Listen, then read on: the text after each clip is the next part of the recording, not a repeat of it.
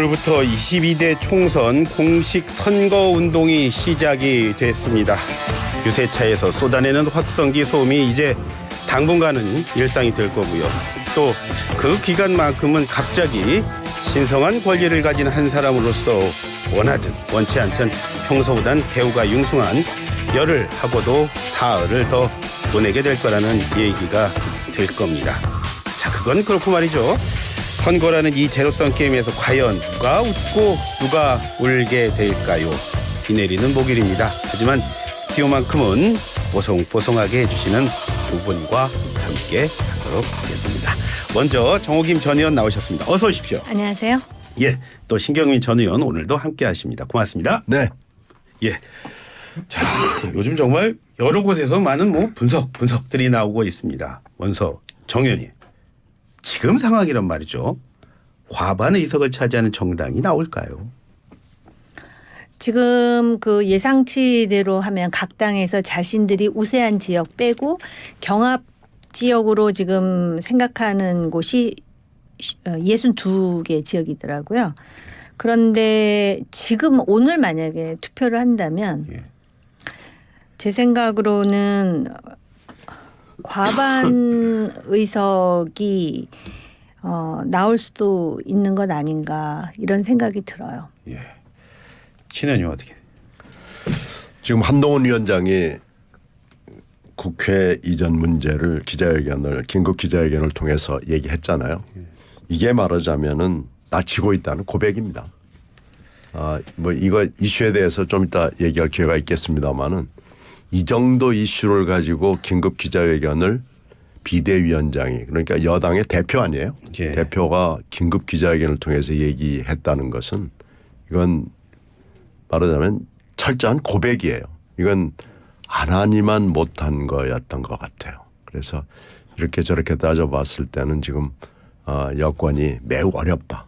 근데 여건이 매우 어려운 것은 윤석열 대통령이 시리즈로 지금 사고를 치고 있기 때문에 일어나는 일이거든요. 예. 그러니까 이걸 윤 대통령을 진직에 좀 자제를 시키든지 아니면은 충분한 사전 협의를 통해서 일을 하든지 그랬어야 되는데 이게 지금 그렇게 안 돌아간 것 같아요.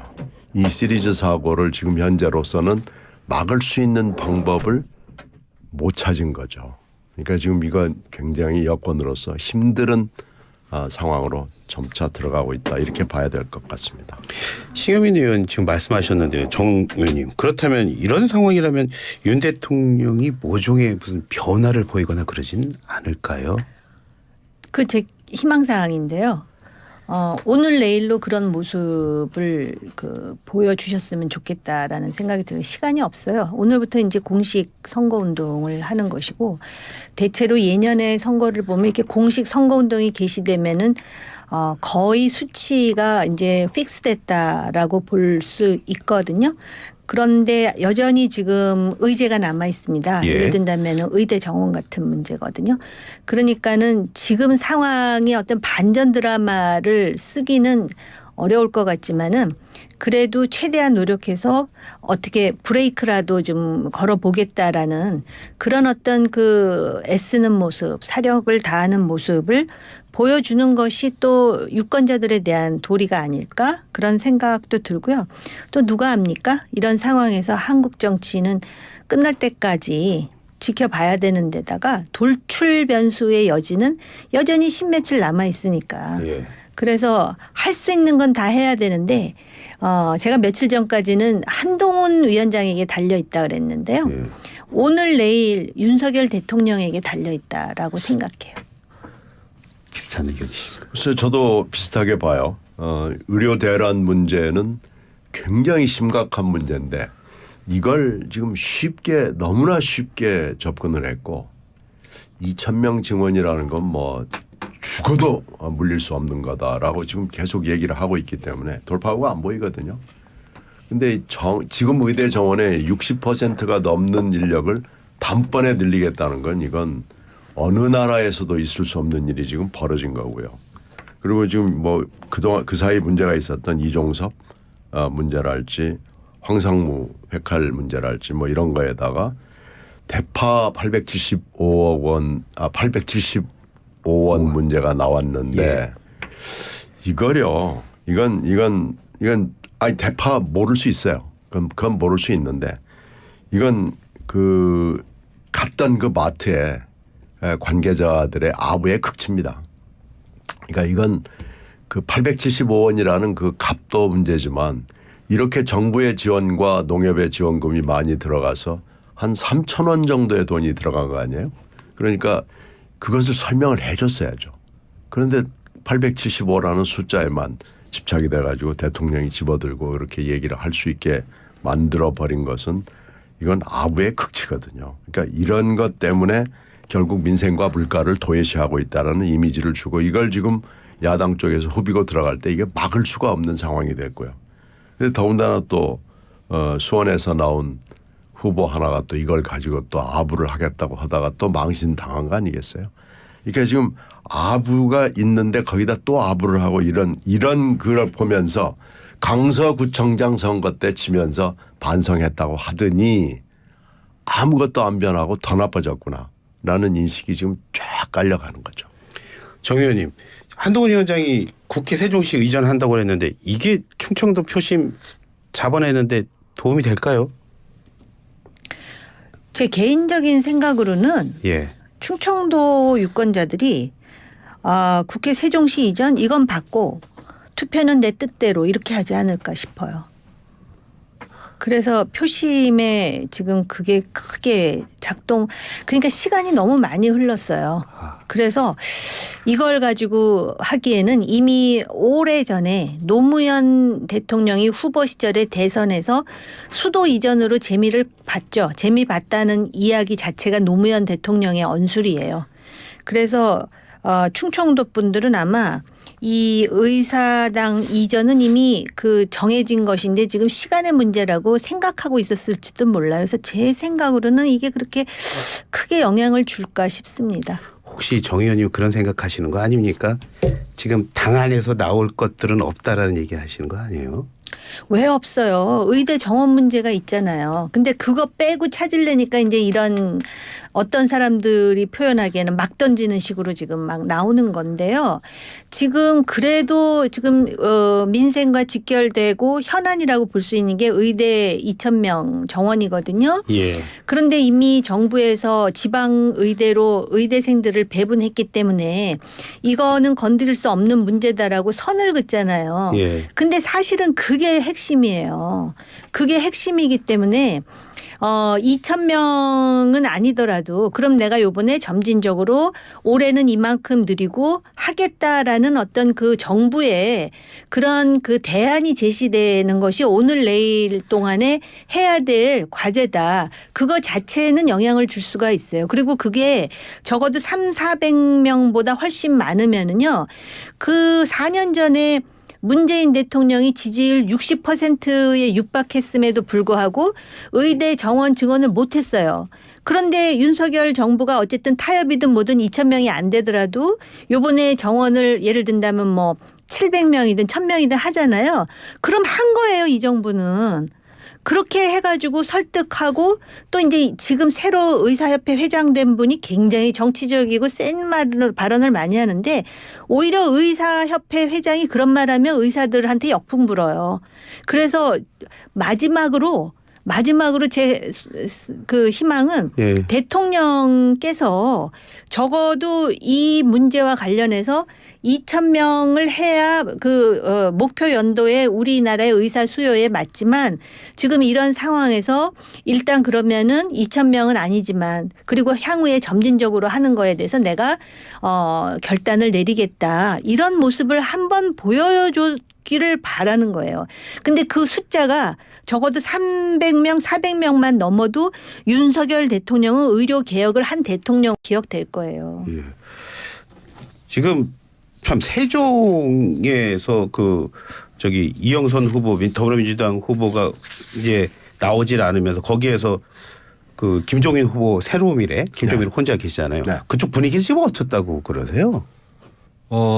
근데 이제 김종민 후보가 탈당을 하면서 이재명 대표한테 말하자면 반대를 한 거 아니에요? 예. 그러니까 민주당을 지지하는 분들은 김종민 후보가 일단 사과의 몸짓.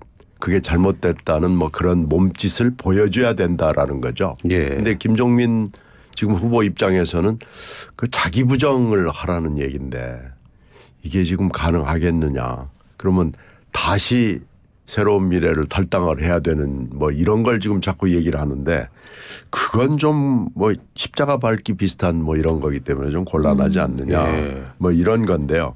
근데 결국은 지금 국민의힘 후보와 김종민 후보의 양자 대결로 압축이 될 거거든요. 예. 그러니까 김종민 후보가 자기 스탠스를 크게 깨지 않으면서 민주당 지지하는 유권자들에게도 호소를 할 수 있는 그런 스탠스를 유지할 걸로 생각이 되는데요. 예. 사실 이게 쉬운 얘기는 아니잖아요. 그러니까요. 말하기는 쉽지만 그래서 지금 이게 하나 숙제로 돼 있고 아까 그 세종시 예. 이전 문제 국회 이전 문제 얘기하면은 이건 헌법 개정을 해야 됩니다. 이미 헌법재판소 결정으로 관습헌법이라고 그래서요. 예. 국회를 못 옮기게 돼 있거든요. 그런데 지금 국회가 어떻게 돼 있냐면은 예.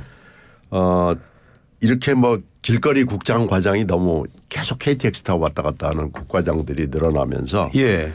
예결이라도 세종시에서 임시 국회의사당을 만들어서 하자 해서 이건 여야가 합의가 돼서요. 예. 이건 시간의 문제입니다. 지금 거기다도 짓고 있고 예결위만요? 예결위만 가지 말고 그러면은 상임위가 빈번하게 열려야 되는 여러 가지 위원회를 그러면 그쪽에서 보내서 그 때에 따라서는 이슈에 따라서는 서울 여의도 국회에서 열지 말고 세종시 국회에서 열자. 예. 뭐 이런 정도는 여야가 합의가 돼 있거든요. 예. 그런데 이걸 완벽하게 국회 본회의까지 옮기려면은 헌법을 개정해야 됩니다.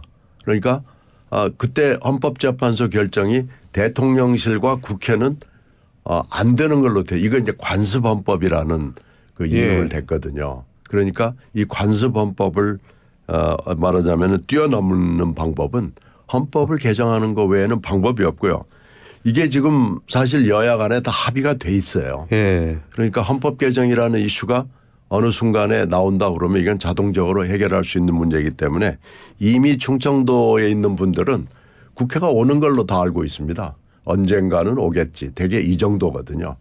그렇게 되면 국회가 이제 서여의도를 떠나게 되면 서여의도의 고도 제한 문제는 자연스럽게 풀리죠. 그리고 국회를 무슨 IT나 AI의 그 센터로 만들자 하는 그런 얘기까지도 많이들 흘러다니기 있기 때문에 국회가 만약에 가게 된다 하는 문제에 대해서는 지금 여야 사이에 특별한 이견이 없는데 이걸 갑자기 한동훈 위원장이 마치 무슨 새로운 뭐 신천지 공약인 것처럼 얘기를 하는데요. 예. 이건 뭐 전혀 해당이 되지 않는 거예요. 제가 일 때문에 한 2년 반 정도를 세종에 살았거든요. 그래서 그게 위치가 어디 있고 국회 위치가 어딘지 알고는 있는데 정 의원님 그렇지만 지금 신 의원님이 말씀하신 대로 헌법을 개정하면 이게 여권에 부담이 되는 거 아닙니까? 그렇죠. 다른 의미로. 지금 그 개헌의 가능성을 열었다는 거에 대해서 야권에서는 오히려 고무적인 그런 반응을 지금 보이고 있는데요. 그것까지 생각하면서 던진 것 같지는 않아요. 단지 한강벨트 마포라든지 영등포라든지 이전 지역에 있는 주민들이 그러면 여의도가 새로 개발이 되고 고도 제한이 풀리다 보니까 뭐 예. 이렇게 생각할 것이고 또 충청표 중에 지금 경합 지역이 많은데 그럼 그쪽에서도 그런 식으로 본 것 같아요.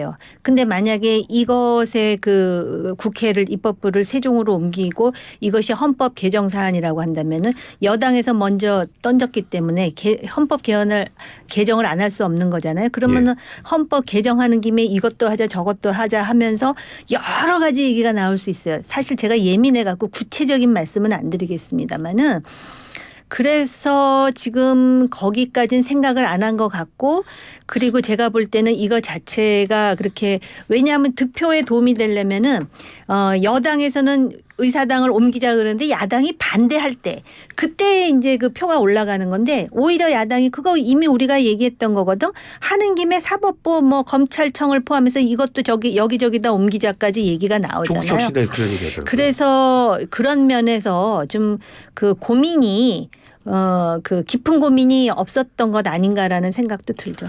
정 의원님이 아까 그 말씀하셔서 지금 그 인유한 국민의 미래 선대위원장이 기자들에게 했던 얘기가 다시 좀 떠오르는데요.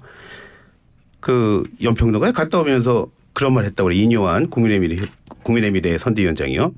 윤 대통령은 실수와 잘못된 일이 있으면 방향을 다시 잡을 수 있는 용기를 지닌 분이다. 이런 말 했다는데 이 말이 좀 다시 들리기는 하거든요. 좀 변화가 있지 않을까요? 이런 말을 하는 거 보면. 만약에 이분이 대통령하고 직접 대화가 가능하다면은 직접 대통령실에 가서 이것을 좀 고치는 것이 선거에 유리하겠습니다. 또는 신뢰를 높이는 데 도움이 되겠습니다. 하겠죠. 예. 이 얘기는 전 어떻게 해석하냐면은 지금 이런 부분에 대해서는 빨리 고쳐주세요라는 말을 이렇게 완곡하게 이분이 그 대통령은 언터처블하다고 혁신위원장 할 때 그런 취지로 얘기한 적이 있었어요. 뭐 윗목 아랫목 선 얘기하면서 그런데 여기서 뭐라 그러냐면 실수와 잘못된 일이 있으면 방향을 다시 잡을 수 있는 용기.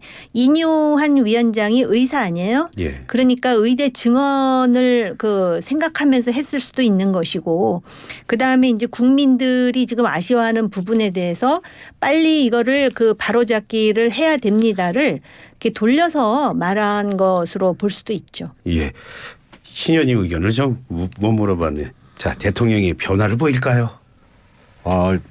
급하면은 해야죠. 근데 이걸 해야죠라고 얘기할 수 있는 사람이 있느냐 없느냐의 문제인데요.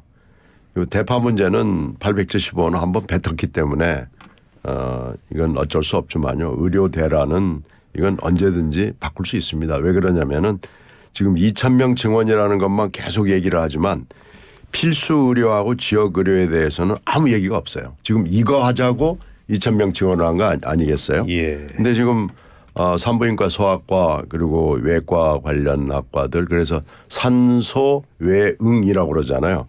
산소 외응에 대해서는 필수 의료에 대해서는 아무 대책도 없이 2,000명 증원만 내놓고 뭐 후속되는 조치가 있어야 될 거 아니에요. 이건 낙수효과의 의료 개판입니다.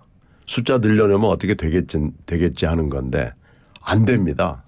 이건 의료에 대해서 조금이라도 아는 분들 얘기는 필수 의료 체계 문제하고 지역 의료 체계 문제는 숫자만 늘린다고 될 수 있는 문제가 아니다라는 거기 때문에 이런 것 저런 것을 머리를 맞대고 2,000명 증원으로 안 된다는 것을 얘기를 해야 돼요. 그러면은 어떻게 해야 되느냐.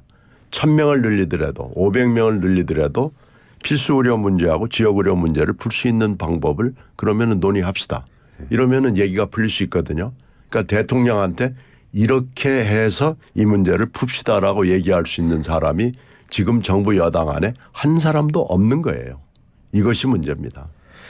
네, 두 분 말씀 잠시만 끊겠습니다. 이슈 엠피폴 1부는 여기서 마무리하고요. 저는 잠시 뒤에 2부로 돌아오겠습니다.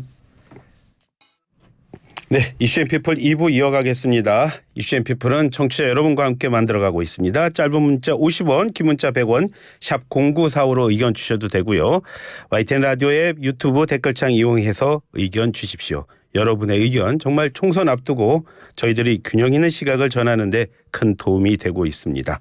이 시간 지금 신경민 전 의원 그리고 정호김 전 의원과 함께하고 있는데요. 이제 더불어민주당 얘기 좀 하겠습니다.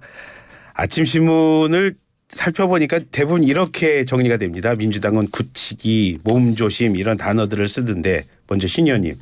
자, 지금 민주당 충분히 몸조심, 말조심 하고 있다고 보이십니까? 오늘 아침에 이제 출정식이잖아요. 네, 민주당 모습을 한번 보십시오. 지금 다른 당들은 전부 다 0시에 땡 하고 12시 0시죠.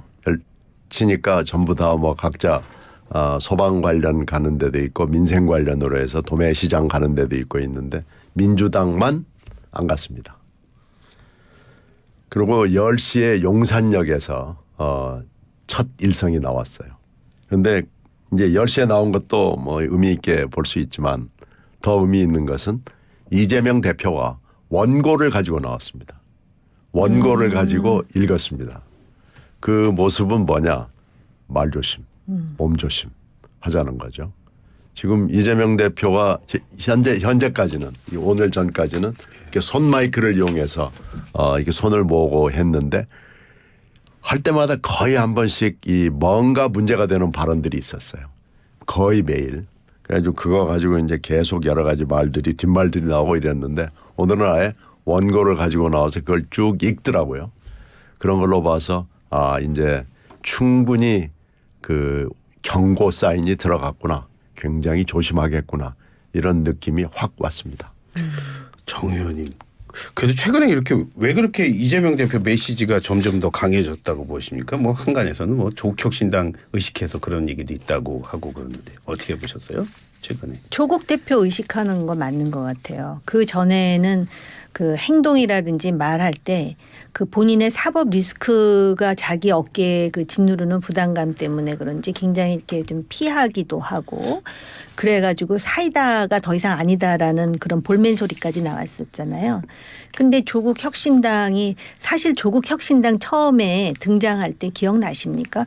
오히려 민주당이 거리를 두려고 했었어요. 예. 그런데 하필이면 그게 이종섭 대사 그 임명 출국하고 맞물리면서 갑자기 정권 시판론이 막 부각이 되면서 조국 혁신당이 같이 뜬 그런 측면이 있거든요. 예. 그러면서 조국 대표의 입이 굉장히 강해지죠.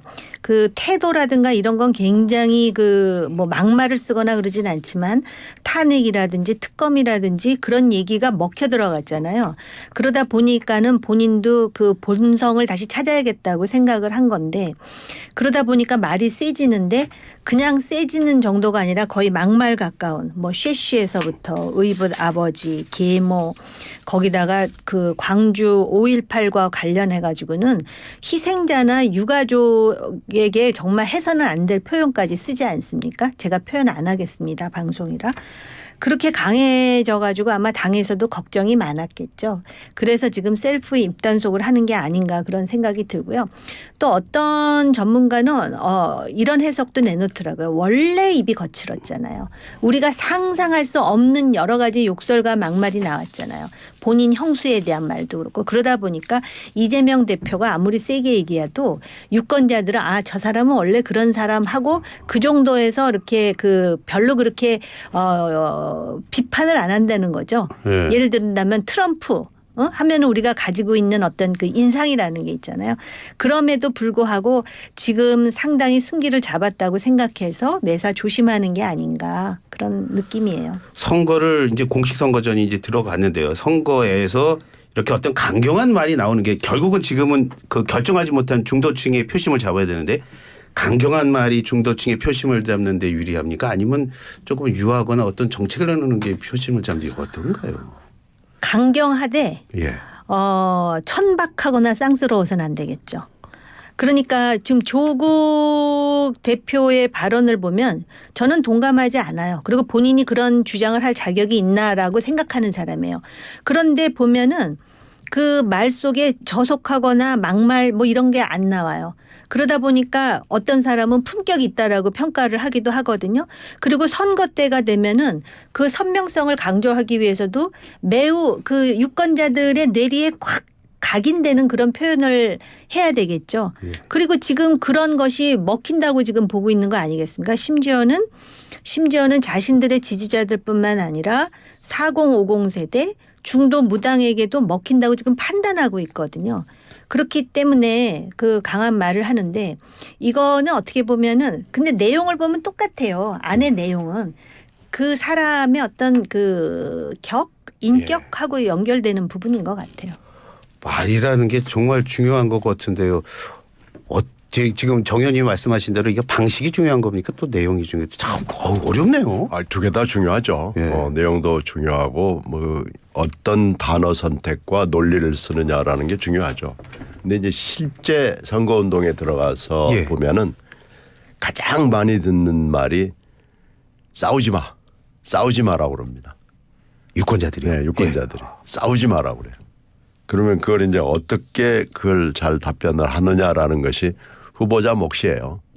근데 이제 그래도 싸울 땐 싸워야 됩니다. 그러면은 저희가 잘 싸우겠습니다. 뭐 이렇게 넘어가야지 싸우지 마 그러면 안 싸우겠습니다 하면 그건 이제 거짓말이 되는 거죠. 그러니까 거짓말도 하지 않아야 되는 게 그 바텀 라인으로 있는 거예요. 그러면 이제 당신 안 싸우겠다고 그러더니 또 싸워 이제 이렇게 바로 돌아오거든요. 예. 그런데 하여튼 아무리 욕을 하고 싸우더라도 예. 상스러운 말을 하는 것은 그건 금물입니다. 그러니까 이제 절대로 그건 해서는 안 되는 거고요.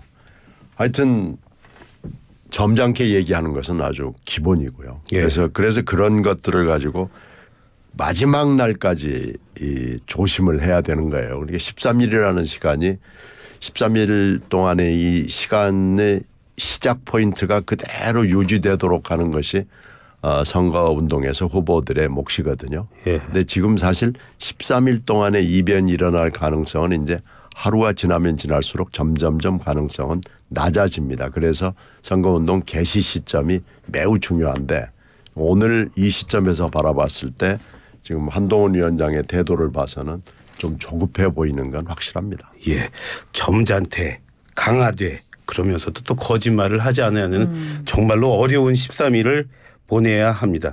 정 의원님, 요즘에 언론 그런 얘기합니다. 낙동강 벨트 얘기하거든요. 거기에 여론이 심상치 않다고 하는데 경남 부산 민심이 그렇게 쉽게 바뀐 겁니까? 아니면 제가 모르는 뭐 또 뭔가가 있어서 지금 그런 겁니까? 저 참 궁금합니다. 그게요. 제가 정치학도로서 예. 한국 국내 정치사를 보면은 이 부산, 마산, 지금은 이제 김해, 양산까지 그 일대는 원래 대한민국의 어떤 그 뭐라 그럴까 비판, 예. 야권의 성지 같은 곳이에요.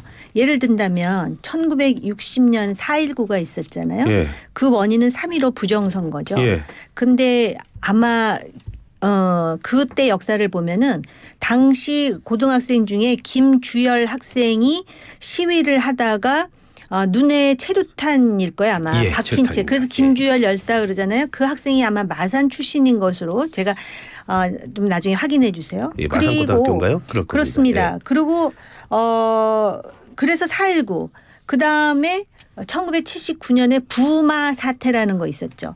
김영삼 대통령이 그 당시에 걸출한 정치인으로서 다시 한번 우뚝 섰던 그 부마 사태가 바로 뭐예요? 박정희 정부의 어떤 그 권위주의적인 통치에 저항하는 부산 마산에서의 사태예요. 그러니까 이 지역은 그런 지역이에요. 그러니까 대한민국 민주주의의 성지라고 봐야 되겠죠. 제가 볼 때는. 예. 그러니까는 어떤 문제가 있을 때 비판의 목소리가 가장 처음 나온 지역이에요. 그분들은 그거에 대해서 굉장한 자긍심을 가질 거예요. 그런데다가 이제 노무현 정부가 들어서면서 이것이 양산 김해 일대 그러다가 결국은 그 어떤 그 좌파 진영 정권의 잘못된 문제에 대해서는 보수를 또 지지하기도 하잖아요. 그런 것이지 TK 지역점 TK도 사실은요. 과거로 돌아가면 거기도 어떤 저항과 그 비판의 그런 역사가 있어요. 대구 노동자. 그렇습니다. 그런데 이제 부산 마산만 보자면은 그런 지역이에요. 그렇기 때문에 요번에 이렇게 경남 부산 특히 낙동강 벨트 중심으로 처음에 괜찮았었어요. 그래서 TK와 PK는 국민의힘 지지자들이 당연히 많은 것으로 전제했던 것이 불과 한 달도 안 됐어요. 결국은 이것이 어떤 한 가지 잘못된 그런 그 정책 내지는 지금 대사 임명이에요. 뭐 볼 것도 없이. 그런 것 때문에 그 어떤 그 비판적인 그런 인식의 잠재력을 그냥 확 깨운 측면이 있는 것 같아요. 예. 그래서 지금 여기가 전부 경합 지역 내지는 경합 열세 국민의힘으로 볼 때는 지금 바뀌었는데 또 일각에서 전문가들은 예. 지금 여론조사하는 거 보면 뭐 500명 수준이잖아요. 예, 예. 그래서 특정 진영이 과포집됐다라는 주장도 해요. 그래서 아직 이 지역이 완전히 민주당으로 넘어갔다라고 생각하는 건 너무 지나친 지나치고. 예단이고요. 이 지역에 있는 그 정치인들 특히 국민의힘으로서는 정말 사력을 다해 젖먹던 힘까지 다 해가지고선 자신들의 진정성을 지금 보여줘야 될 것 같아요. 정 의원님 말씀드리니까 정말 이해가 되네요. 신 의원님 어떻게 보십니까? 지금 그 말씀은 뭐 대충 맞는 얘기죠. 근데 지금 윤 대통령이 바뀌겠다고 강서구청장 선거에서 얘기를 하고 지금 이렇게 그게 얼마 안 되잖아요. 근데 지금 여러 가지 금방 얘기했던 몇 가지 사항을 보면은 하나도 안 바뀌었다라는 것이 다시 또 확인이 됐잖아요. 그러니까 윤 대통령이 이 문제를 풀어줘야 됩니다. 그렇지 않으면은 그 TK, PK 지역에서조차도 실망하는 매물이 나올 수가 있는 거죠.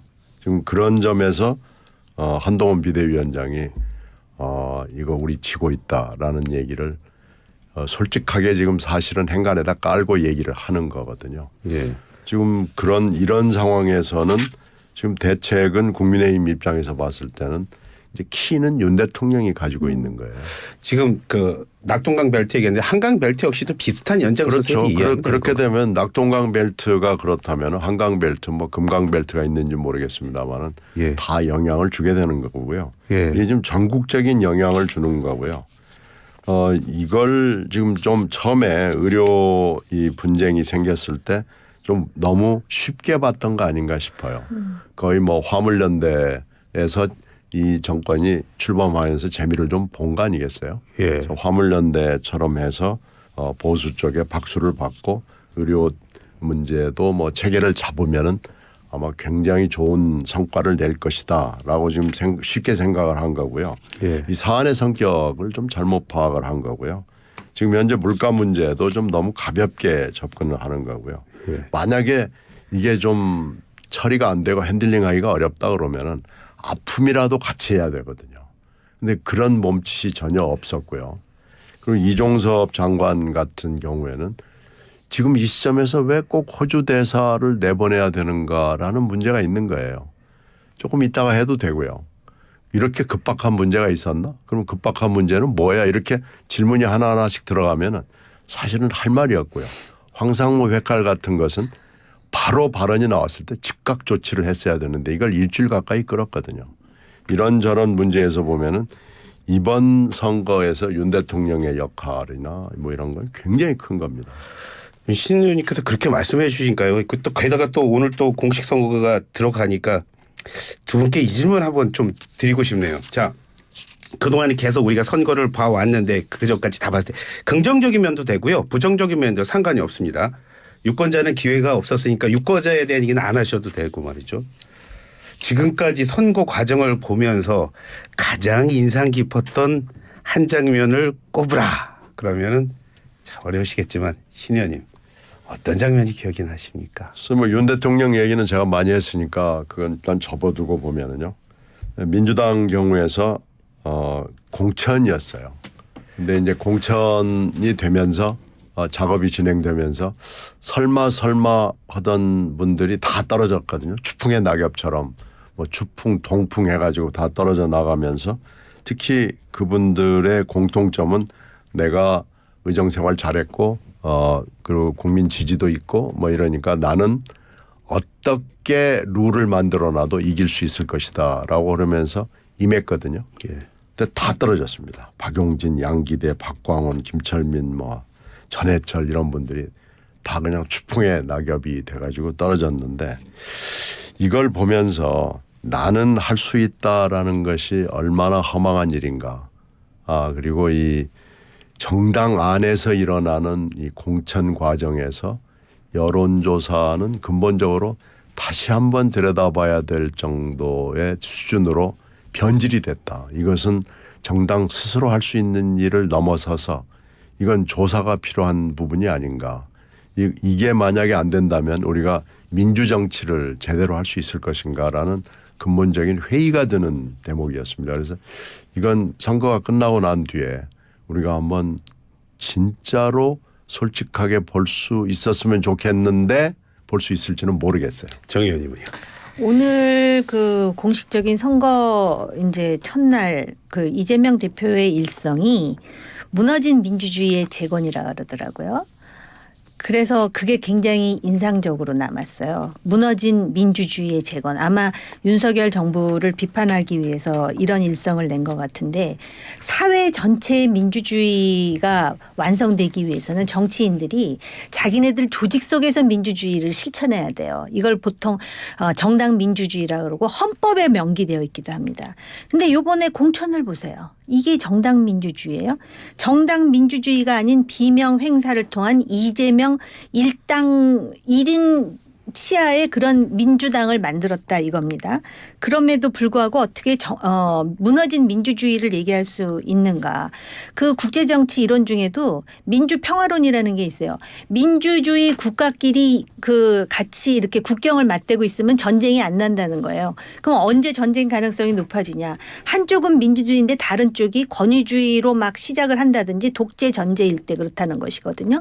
그러니까 하나를 보면 열을 알 수가 있다고 그렇게 얘기를 하는 것인데 정당 민주주의에 대해서 이것이 어떤 식으로 무너지고 그 정당의 소속원들이 지금 입 한마디도 못하고 있는 이런 상황을 우리가 다 언론을 통해서 봤는데 무너진 민주주의를 말씀하실 수 있을까 하는 거하고 또 한 가지 장면은요. 얘기해도 되나요? 시간적으로. 예.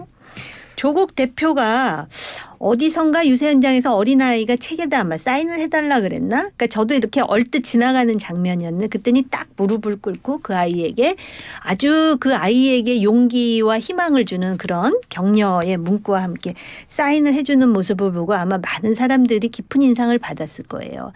저런 인물이었는데 그러면서 지금 뭐 정권 심판을 얘기하잖아요. 그런데 그리고 자기는 이렇게 얘기해요. 자기는 입시 비리는 있었을 망정 권력 비리는 없었다고.